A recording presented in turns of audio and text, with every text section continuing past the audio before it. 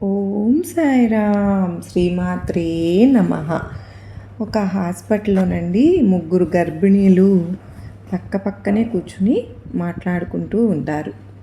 అందులో మొదటి గర్భిణి అంటుంది, నా భర్త కోటీశ్వరుడు, నాకు అన్నీ నా కాళ్ళ దగ్గరకు వస్తాయి, నేను ఏది అనుకుంటే అది జరిగిపోతుంది, నాకు ఒక కారు, దానికి డ్రైవరు ఉంటాడు అని అంటుంది.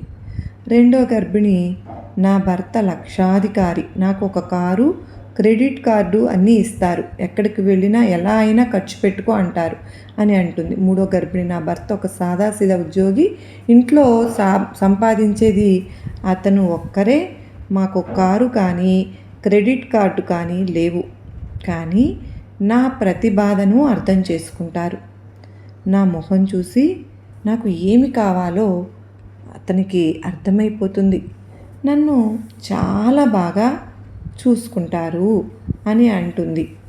అది విని మిగతా ఇద్దరు, ఈ డబ్బు లేని వారి మాటలు ఇలానే ఉంటాయి అని నవ్వుకుంటారు.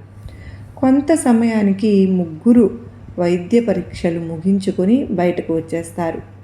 మొదటి గర్భిణి వాళ్ళని చూస్తూ, చూసారా నా కోసం ఎంత లగ్జరీ కారు వచ్చింది అని అంటుంది.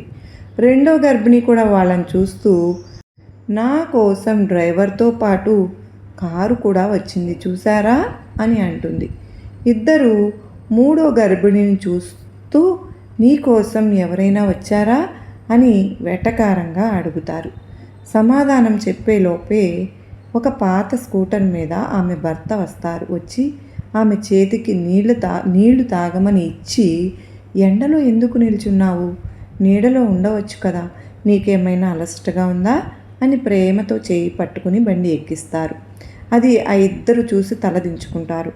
ధనవంతులు ఎవరో ఇప్పుడు అర్థమైంది వాళ్ళకి, నిజమైన సంపద డబ్బులో ఉండదు, ప్రేమ అభిమానం నిండిన బంధంలో ఉంటుంది. మన సాయినాథుడు కూడా ఒక్కటే అంటారు, నాకు ప్రేమ అనే దాహం ఉంటుంది అని చెప్పి. మనం ఒకరికొకరు ప్రేమగా ఉంటే బాబా ఎంతో సంతోషిస్తారు. సర్వేజన సుఖినో భవంతు.